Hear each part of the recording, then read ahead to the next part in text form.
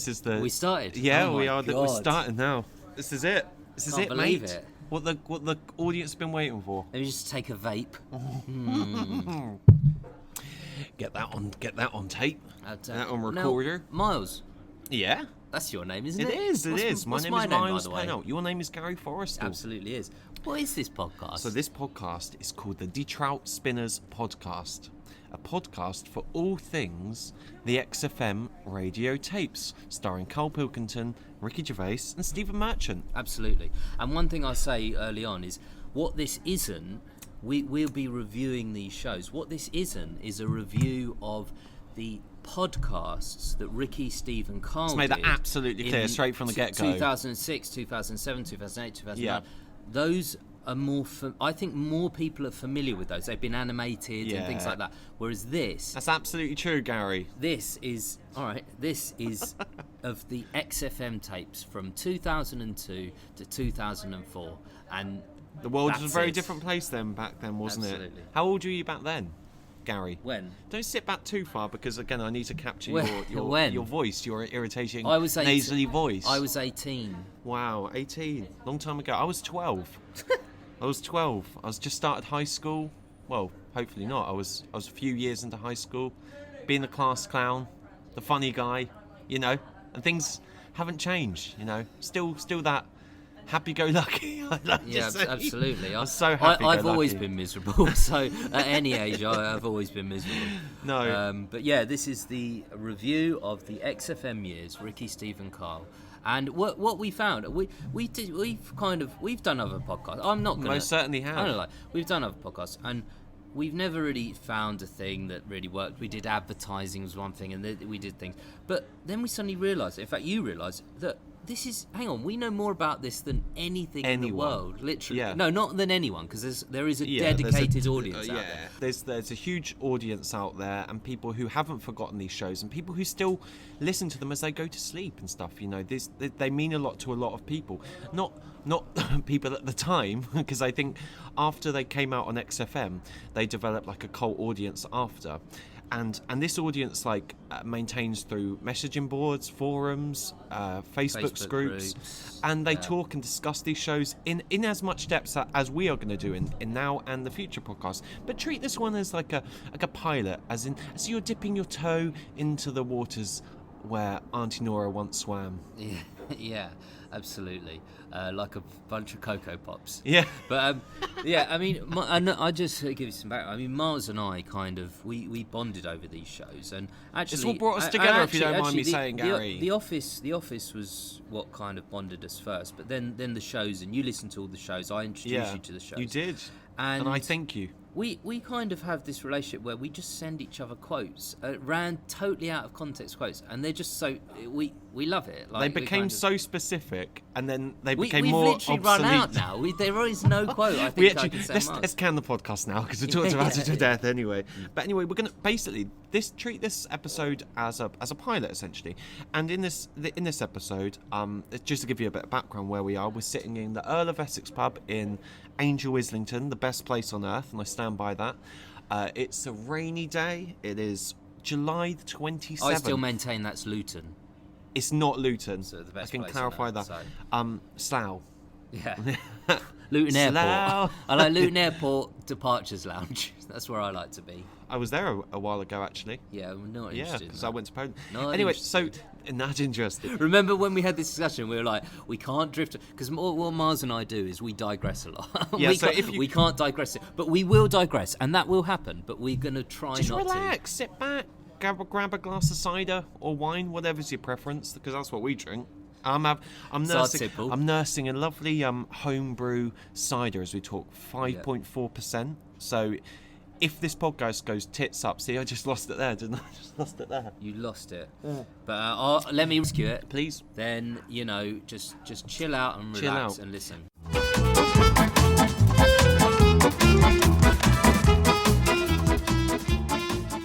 What we're going to do is, in general, review these shows in order from Series 2 onwards.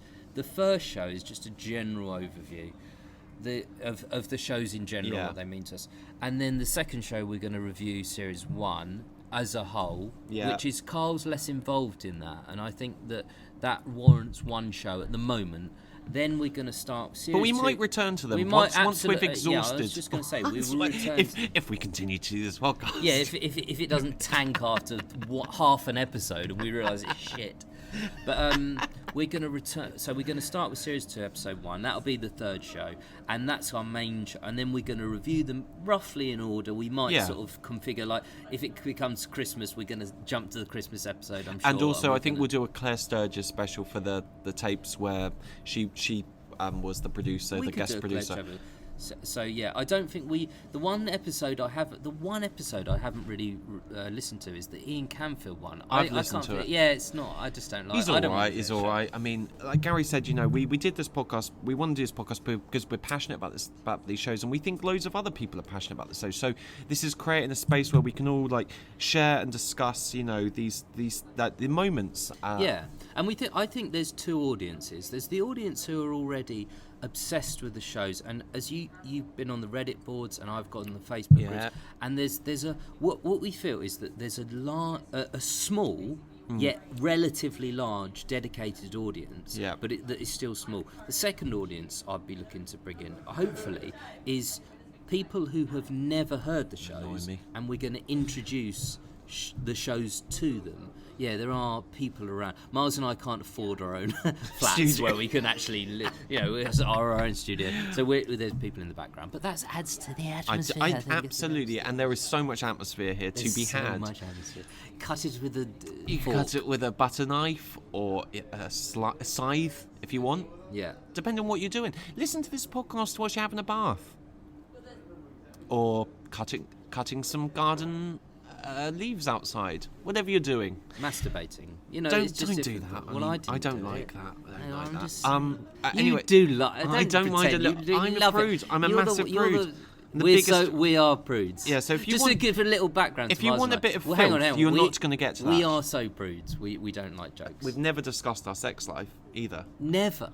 Isn't that weird for guys? Like two guys. Yeah, two guys. Another reason to listen if you're toxic masculinity. We had a 3-hour phone call last week about this, and we were just literally panting at each other, like, because we were like, not the sex life thing, but we were just so passionate about these shows. I was sitting outside a church with 3 Bulmer ciders, not to product placement, other ciders are available, but that's what I was drinking outside a church whilst a woman was walking a Labrador. Mars is going to be on BBC London expose about alcoholic drunks in church doorways. It was quite nice. I did quite enjoy it though. Sitting there with my sunnies on. Did you talk to God at all? Or? I did not at that time. Talk to me. No, that was cool.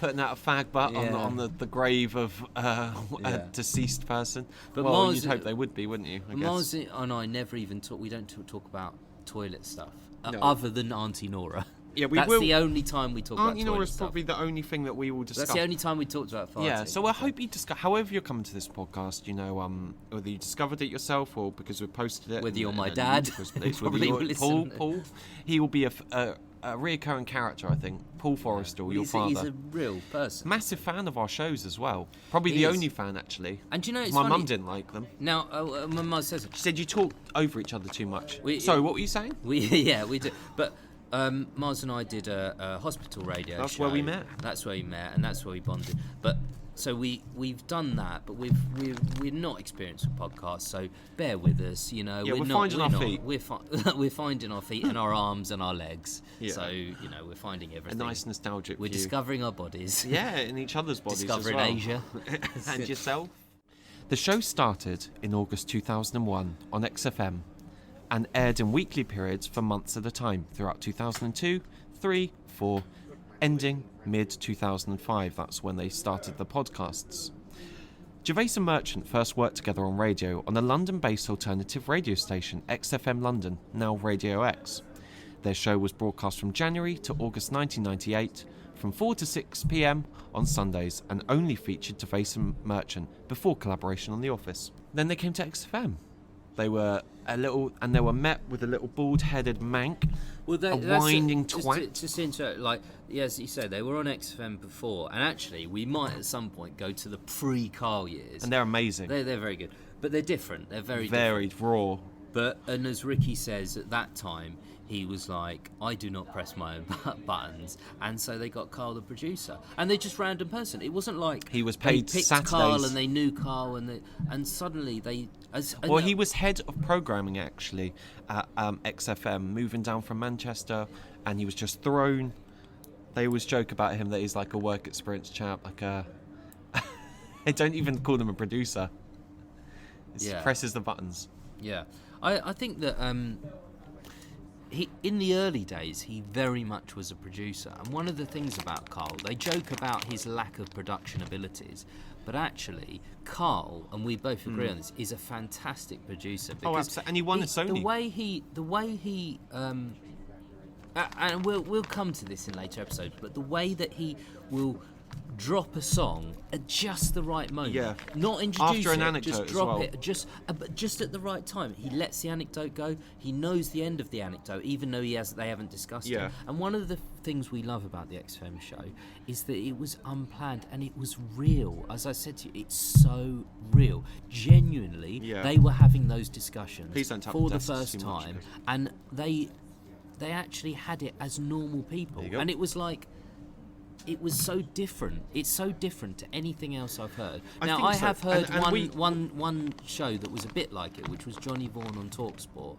And if any of the listeners have heard that, get in touch. We must set up an email address so people can get in touch. But if anyone's heard that, that was similar. But this was the first thing that I heard that was real. And so far, apart from the Johnny Vaughan show, the only thing on radio I've heard that's really, genuinely real and raw. And I think it's a very interesting point because radio will always be my first love. You know, now I work in film and I do a bit of filming. I do writing and I'm a screenwriter and stuff. But radio was always the thing that I was like, I love like the rawness, I love the intimacy, I love the immediacy of it, the fact that it's so like on hand. We love those years. Yeah, and you feel so like comforted by radio, I find. And I think for a large majority of people, these shows provide so much comfort and support in like dark times. Not difficult to bring it times, down. No, not to bring it down. But I think also that the fact that they were, I don't know, it was just so, and I don't like the recent kind of fad of filming radio shows. I think they work better. I agree. And in fact, there's those shows where Carl says it ruins radio because he's being filmed for like Radio 1 or whatever, being filmed for that, I can't remember what it was, but MTV, that's it. And it does ruin it. It's something about not being able to see what's happening. Yeah. And my God, you won't be able to see us during this because we look degenerate. I mean, there's already 12 glasses on our table. But there's something special about radio, and I think and it was so raw. It's such a raw show and a real show. It's brilliant as well because radio. I think radio. The benefits of radio is that it brings people together. I think there are a few things that nowadays when on-demand services are so much, it doesn't ever feel like a communal experience. And what I love about radio is you can listen to it on your own or you can listen to it with friends. And this is how we met. Gary and I met. Yeah. We bonded over our love of Gervais in generally, but like the XFM years and the shows and but also The Office. The Office is still a pillar. The Office was very important to us, and I think there's going to be a lot of crossover. The people who listen to this, hopefully, if people listen to this, and also people who listen to the XFM shows. There's going to be a lot of Office fans that listen to the XFM shows, and that's how I came to it. And it's kind of, but the difference between The Office, which is incredibly polished and well written and well constructed. It's balances so the raw. XFM shows. Actually balances the XFM, and it's they often joke that Carl wasn't a real character, wasn't a real person, that he was a character created by Chris Campling. Chris Campling, the ludicrous name, the Telegraph reviewer, I think it's Telegraph, and but that's the thing.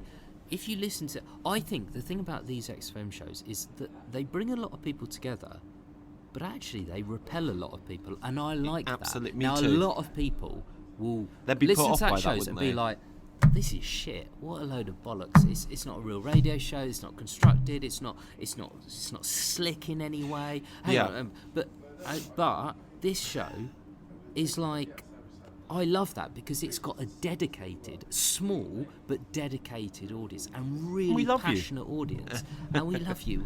Please listen. We're going to set up a Patreon page. Give us some money. Imagine if we set up a Patreon page and like 3 months later we'd had one £5 donation. It I'd was be my so dad. And I'd lent him a tenner anyway. So But what is he going to get for that $5? I Because don't you have know. to offer something We'll do exclusive. bonus material. Do you know? Gary lives in Brighton, so it's very hard for us to meet up. Well, it's not hard. Well, it's 20 minutes. No, it's an hour journey. yeah. It's an hour journey. Although I got the tube today and it was oh my god, can't it was even grim. imagine. I was squashed up against a woman with a massive rucksack, Yeah. honestly, and I touched her rucksack to kind of push her so the doors didn't Yeah. close her up. And she looked at me like, "What are you doing?" I was like, "You need to move because your rucksack's gonna." Oh, travel anecdotes, they're good, aren't they? They're good, aren't they? That'll be the bonus material. I'll tell more about that anecdote. Gervais and Merchant returned to XFM in August 2001 after the first series of The Office had been broadcast. However, the earliest surviving radio broadcasts are from November. XFM brought in Pilkington as the producer. The show was originally just billed as Ricky Gervais and Stephen Merchant, and Carl's presence was not acknowledged on posters and other advertisements. Gervais and Merchant would speak to Carl about his thoughts on whatever they were talking about. As the producer, Carl had input with features such as Rockbusters, Songs of Phrase, Do We Need 'Em, Knob News, Cheeky Freak of the Week, Monkey News, and Educating Ricky. Their last show, And the film quiz. please do not interrupt me when it's going that well. This is a two-way thing. Well, What's something- It's a interrupt bit you? of We don't- biography. This Yeah, I is know, Wikipedia. but it's a two-way thing, so I'm All going right, to interrupt you. Of I've course got I one am. more sentence. Let me get this through. Jesus Christ. Their last show for XFM aired on July 2nd, 2005, after which they chose to switch the show's format from radio to podcasting. You can continue now. Yeah, I've said what I've said, but yeah. Well, thanks for that very formulaic, People like that stuff. very formulaic. People like that analytical stuff. Overview of the Yeah, show. because if you don't know the show, then No, I I'm know, giving you a but- bit of background. But there you go. So anyway, we'll get to the real stuff now. So yeah, I mean, how did you first come to listen to the shows? So I first came to listen to shows from a recommendation from yourself, actually. I wasn't actually aware that they'd done anything previous to The Office. I knew that Ricky was brought in as head of speech at XFM. Christ.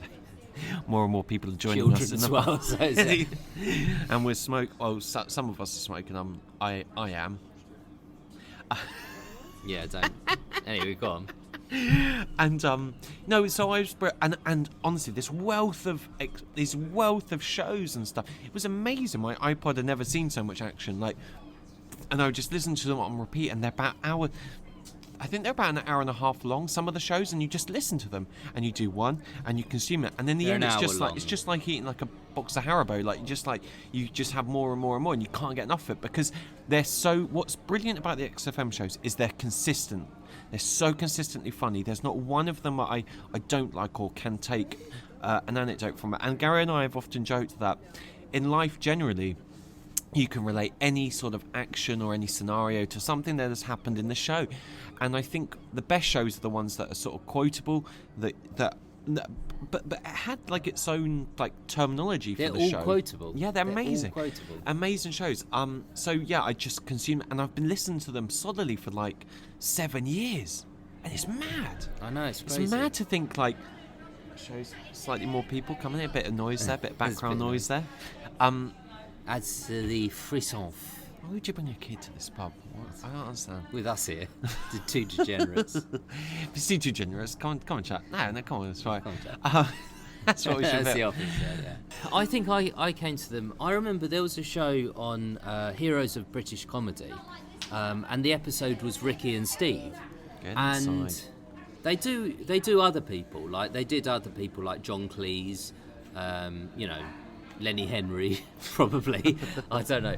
But they did. But there was a talking head on there, and one of the talking heads was this man who I hadn't heard of, called Carl Pilkington, and he said he was their producer on their radio show, and he was talking about knob or bollock, doing knob or bollock, and I thought I was intrigued, so I went to YouTube and just typed in Carl Pilkington XFM, and what came up was this thing called Monkey News. I was like, what do you mean Monkey News? So anyway, I listened to it, and the first one I listened to was there's no car at pump 4. And it's a weird thing to listen to when because you have to buy into it. You have to buy into it and understand it. So at first I didn't, but then I started listening to. I listened to all the Monkey Newses. Literally, someone had put on YouTube separate things on YouTube. I was like, this is genius. What is this? Carl Pilkington is a genius.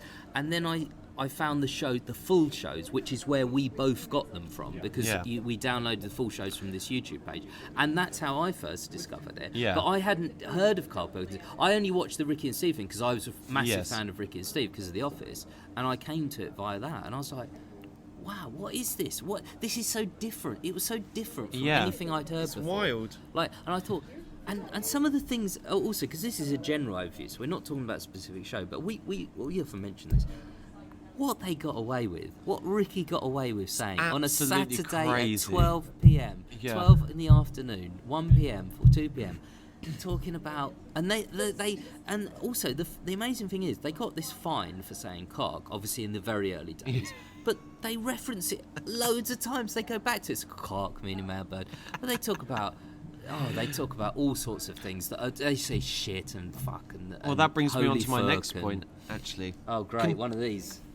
It's only short. It's only short. Just honestly, I just think it's good. It's good radio. Controversy. On the 17th of November 2001 broadcast, Gervais and Merchant, despite Carl's protests, filled the show with sexual innuendos, in which they used the word cock multiple times, claiming they were referring to the bird. Gervais and Merchant revealed that they had discovered that they had received a warning from the radio authority by reading an article on a news website, not Ananova. The pair often joked how it was acceptable to say cock, referring to the male bird, but not say cock, referring to penis. Such as on 2nd of August 2003, when Ricky brought in a tin of cock soup, and then he and Steve made obvious sexual innuendos about the soup, while maintaining they were referring to cock as in a bird, and later the two played the name game of philosopher Immanuel Kant as its obvious similarity to the word cunt. That's crazy. Awful. Yeah. And this is what I mean. They got away with so much stuff. You just think, imagine how Carl must have been on 10 to hooks the whole time, just constantly worried about what they were going to say. Yeah. As one time where he got him to spread his mouth, put his fingers inside his mouth and say bucket and spade, but it sounds like fuck it and and they're also doing this other one where they go. They'll read him from what is it called? Chinese no. What is that? When you arrange your house, feng shui. Yeah. And look sour fuck, meaning a word, I'm guessing, or a Chinese god. He said it's okay. You can say Chinese gods on the radio. You can't. Holy fuck! Yeah, that's a place. Hang on, what is that thing? I'm just going to try that, just for the authenticity's sake. What do you say? So put your fingers inside and go, rock it and save. Rock it and save. Yes. No, okay. We're just being silly now. Bit of childhood banter there. Childish. Yeah, sorry. Childhood banter. I didn't say that. I never had childhood banter.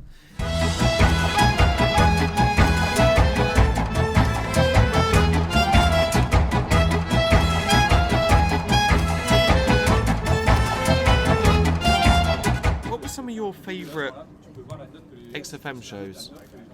God, that's the ones that stick in your memory. Oh God, okay.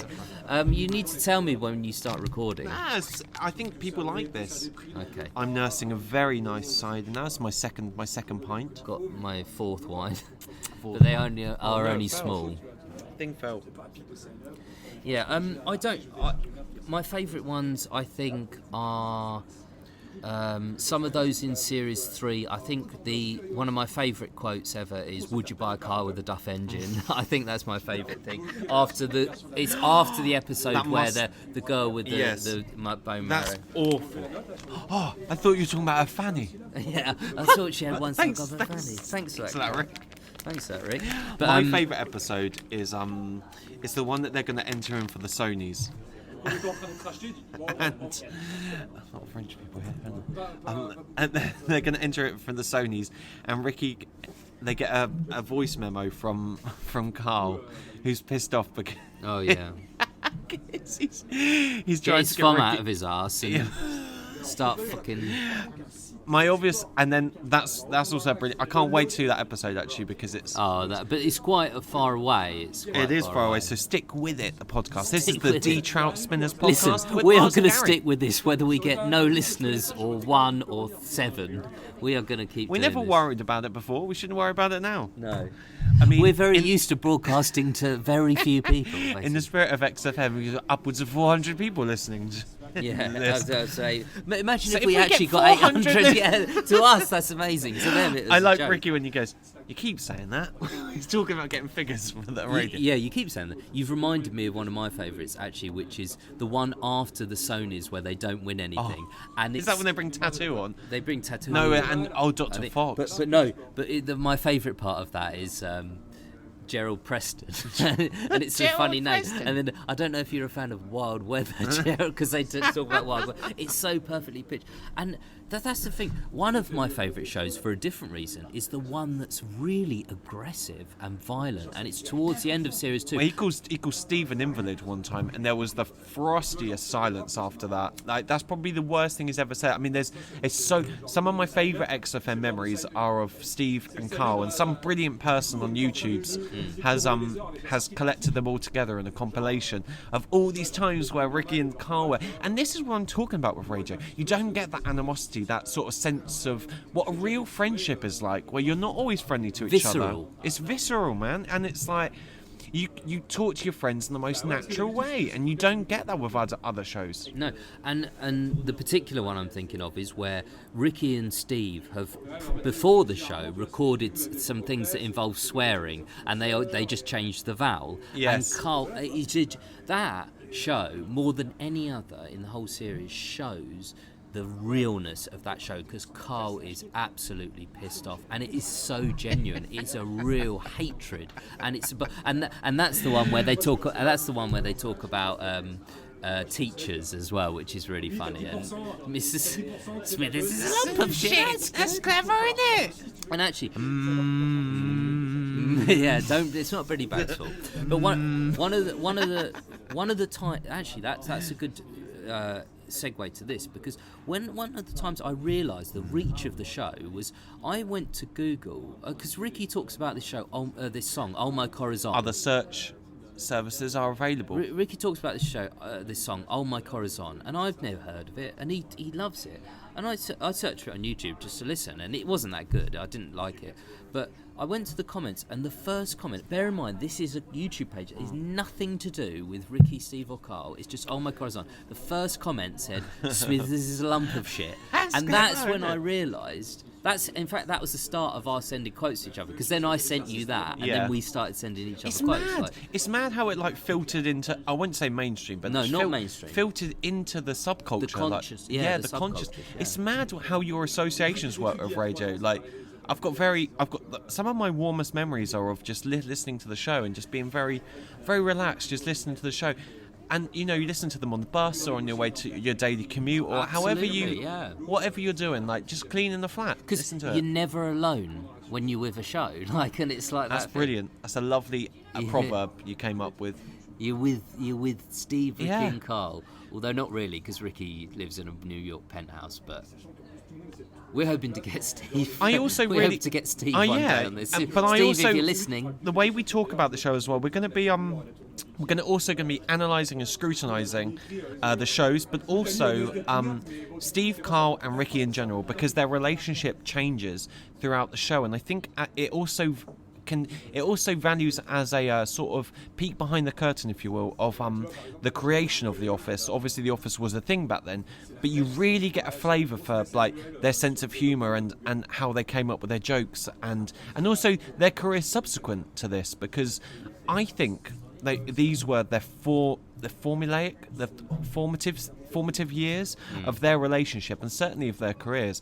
And you see how their careers went in such different trajectories. So, you had the Idiot Abroad stuff, which was brilliant, one of the finest TV shows ever. You got Ricky and his stand-up, everything, like all of his movies and the TV shows that he produced. Now Afterlife is a massive thing. I'm not a fan. But Steve Merchant, he's now like a gig-in like director, and he does these great films. I watched Fighting With My Family. I really enjoyed it. But this is so interesting, these shows, because like you do get like Holy Foot comes up in David Brent, Life on the Road. All of these characters and jokes and these little Easter eggs, and I think this is the audience we want to cultivate. Absolutely, and one of the reasons that we are reviewing the XFM shows is exactly what you say. This was the genesis of everything, and I think that's another reason why this podcast is a valid podcast. I'm like validating our reasons for doing this podcast. Yeah, let me just say, so the podcasts that they did subsequent to this were not as real, and they were more scripted. I do feel like that. They weren't a script. There wasn't a script that they literally read from, but it was more planned, and it wasn't as real. Whereas this is the realest stuff they've all ever done, and this is the realest stuff. And actually, this is the best stuff. And obviously, The Office is great anyway. The Office will stand up. The Office is nothing to do with Carlton. It's brilliant, and it's separate in a great way. But out of all Available in HMV. out of all the podcasts they've done, and even Idiot Abroad, which I love the bit where Animals. one where they're in Egypt, and it's a crowded market. It's so crowded, and no one can get anywhere. And the little old lady who's about 19 walks past, and Carl goes, "She probably left the house when she was 5." And that's one of my favourite lines ever. But it's not as real. It's planned, and you see things that happened in the show used as jokes in Ricky's stand-up, and I don't like that, actually. I don't like that, because actually it was real during the show, and it was real during the XFM shows, and that is why we're reviewing the XFM shows. We're not reviewing the podcast, because by the time they got to the podcast, it was more planned, it was more contrived, but the realness is the XFM shows. I think a lot of people, you see, the podcast will have had an audience about 500% bigger, so about 6 times bigger. Well, they were one of the XFM most shows. Yeah, downloaded at the time they were in the Guinness Book of Records. Very, very popular. Not now, because there's podcasts, We're doing one now. Joe Rogan, I think, is top now. Imagine we get to Joe Rogan figures. Oh my God! Imagine if we had the guest C ad. Yeah, Cornel West on there, but that's another story. You don't know who that is. I don't know who that is, no. But he had... Who was that name? Civil rights icon. Elon Musk? Yeah, Elon Musk. He came on, had some dope. Yeah. Maybe one day we'll do a drug special and take some E's. Take some E. Drop some Have you had E, shit. Carl? Have you had E? Nah, mad enough without this shit anyway. Like, what is that? What is it? Skunk? What is it? Yeah, all right. We'll never do drugs. 'Cause we're not druggies, are we? That's true. I'm not 100% clean.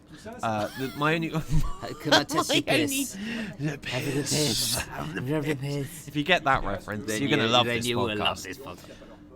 Gary, I'm going to... Are you talking to me? Yes. To sort of get us in the mood for the Series 1 discussion that we're going to have. Gary and I are going to Edinburgh. This is really exciting news, actually, podcast fans. Separate to the show, we're going to Edinburgh. We're going to Edinburgh because hopefully we want to see like loads of shows and like we've soak up written some of the show, atmosphere. And we've written a show. It's not quite ready now, but we're hoping next year to come along. Come along. This would be £1. We give you £1 to come in. £1, and that's separate to the donor page that we're going to set up. Imagine if we get a donation. Literally one donation and we'll be like... So Gary and I have often joked about the fact that we would go on the popular BBC show Mastermind, the quiz show, and our specialist subject would be the Ricky Gervais XFM years. I don't know who would come up with the questions for that, because some poor bastard interning at BBC would have to listen to shows and come up with really obscure references that only Gary and I could get, and also indeed some of the audience. So Gary, I'm going to set a timer now for 2 minutes. That is the actual amount that you get on... How do you set timers on your phone? Oh, for God's sake. Oh, I know I do. I've got stopwatch apps on Apple iPhone, available in all good retailers. Good for you, Mum. All right. Chill out. Come on, I'm chilled. So I'm gonna. I must get a pen and paper actually, because I'm not gonna be able to remember this. I don't have a pen and paper on me. Actually, I'll memorise it. Oh God. This is better. I've got a laptop, innit? This is carefully planned. Very little preparation. Very little preparation. So I'm Gary Forrestal. Welcome to Mastermind. Oh no, that's Who Wants to Be a Millionaire. What is it? Mastermind. Yeah. Something like that. I'm going to give you Bob 2 Marley, isn't it? Bob Marley, the best of Bob Marley, and Kings of Leon. Garlic bread. Garlic bread. Oh, you're going to love this one, Carl, aren't you? So, Gary, I'm going to give you 2 minutes. These questions are going to set up Series 1, which we will go to when we do Edinburgh. And we're going to do it. But bear in mind, I haven't heard these questions before, ever. No. So I'm going to set my timer now for 2 minutes. What does he say? I've started, so I'll finish. No, he says that at the end. Go on. He says that at the end. I'm going to give you 2 minutes now. These are questions centred around Series 1. Gary, your time starts now. What port did Carl spend the majority of his holidays? Port Maddock. Correct. At what supermarket did Carl work at during his teenage years? You can pass. No, I'm not going to pass. I don't. I'm just going to guess Asda, but I don't know. Come back to that. What score did Ricky give Jungle Book in his world-famous film review? An 8, I think. Incorrect. What was the name of Steve's mobile disco? Oh, what was it? You can pass. No. I've got a lot of questions here. I'd like to get through them all. Steve's mobile disco. Got one. I can't think. We'll come back to that. What does Jonathan Ross think the Pope's semi-precious stoneware? What does Jonathan Ross? Yes. Is this come up in the XFM shows? Which ones? We'll pass. Which ones? What star sign is? Just out of interest, that's in Series ones? 1. Emerald. Incorrect. What star sign is Carl? We can Capricorn, I think. Pass. What results did Carl get in his GCSEs? An E in history. Correct. Can you name one of Carl's first girlfriends?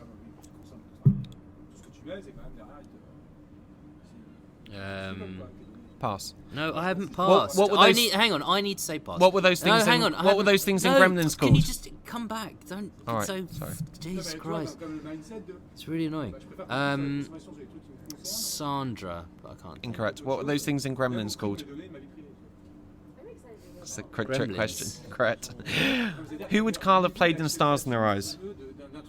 I don't know. What bird has a penis? A cock. Incorrect. What was Carl's pet magpie called? Maggie. Correct. Where did Carl go for work experience?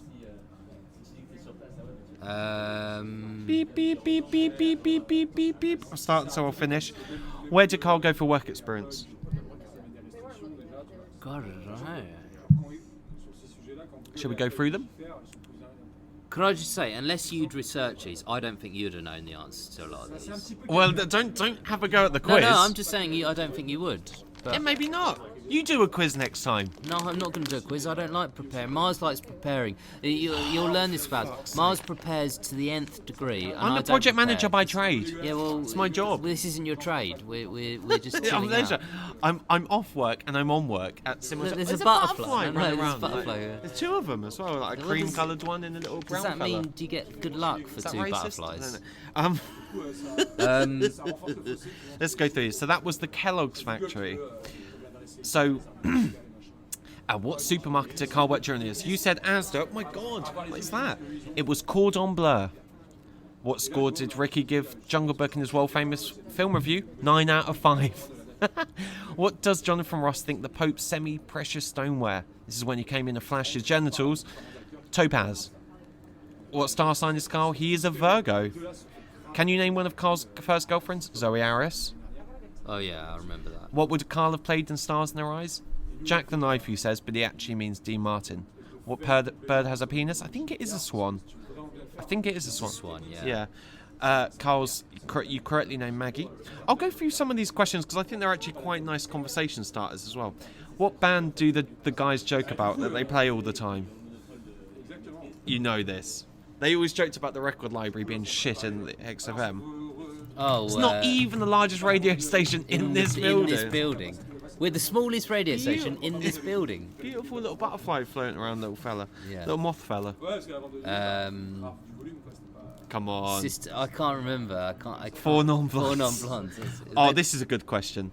When Ricky was on the dole, and he was on the dole for many years, in the 80s, what UB40 song were they playing in the queue? Not Rat in the Kitchen. I don't know. This is all from Series 1. Yeah. Bear in mind, I just want to say this. These are all from Series 1, which we're not as familiar with. So this is, if you do a Series 2 quiz... Yeah, I will do a Series 2 quiz. quiz. Here, but Yeah, so that's why we're covering Series 1, which is less known amongst us two as well. We're covering that in one show. I think also we want to get to the meat. We want to get to the part where meat Carl was Carl the centerpiece. Which is Series 2. He's like your glass chandelier swan in the centerpiece, like by the punch bowl. He's an amazing character, and I wouldn't even call him character because he's a real person. I believe 100% everything he says. He's not a character. Yeah, that's why we love him. So that was 1 in 10. No, I got 2. No, 1 in 10 was the 80s UB40 song. Oh right. According to Dr. Neil Fox, former disgraced by the BBC. No. Has he not been disgraced? No. That's He's libelous. I'm found not sorry. guilty. I Don't apologise. say that. Sorry for that. Not disgraced. According to Dr. Neil Fox. Love your boobs, love your bum, and all that. Love your bum, all that. What song has the best intro? Oh, Money for Nothing by Dire Straits. Correct. 2 points. What answer That's 3 points. Yeah. 3. What answer did Ricky fail to give during a Chris Moyles phone-in? This was golf cart. And that. I'd give you extra points for and that. And that. Stereotypically, who? Golf cart. Golf cart. That's the thing. That's another real point about the show. That episode, because that was like that shows how real it was. Genuinely, Ricky. There's no you don't listen to that and think, oh yeah, he's just saying that, just to be entertaining. No, he genuinely did listen to Chris Moyles and phone in for half an hour. They said it was research for The Office. I love it. They said they were listening to idiots. And stereotypically, who goes out late? Gays. How much did Steve get paid for doing a XFM DJ set? I don't know. £200. £200. Taxman don't know about that. When he was a kid, Carl's barber thought he had the hair of a what? Chinaman. Come on. Ricky. Yeah, I had to put in some easy ones because you wouldn't get the obscure ones. Ricky brought in a retro board game to give away as a prize during one show. What was it? I don't know. Donutters. I loved that game as a kid. What an obscure reference. I mean, yeah, brilliant. They're good questions, aren't they, though? Not really, because they give the impression that we don't know as much about the show as we should, because we're going to hold podcasts. Excellent. I'll finish this up now. We've got one more question. I'll end on an easy one. What song did Carl play at school during the childhood talent show? Oh, he was on the drums. You remember this? Little Donkey. Yes, it was Little Donkey. And his dad said, looks like a right twat. He looks like a right twat. He looks like a... I can so imagine. I'd love to meet Carl. I'll tell you who I'd like to interview for this. Obviously Steve, but Carl's dad or Carl's mum. Oh my God. Can you imagine that? Just like... Because Carl's mum wrote in those sweet Rockbusters clues that were so sweet and like, oh, we hope you're not speeding when you meet these. The police. No, the best one was, this guy likes his wine. Dean Martin. Just a guy who drinks. This guy likes his wine, Gary Forrester. On the subject of who goes out late, gays, and says, in this zone we'll have no Chinese fella news, little monkey fella news, or little gay fella news. I imagine in 10 minutes we'll be talking about little gay Chinese monkeys.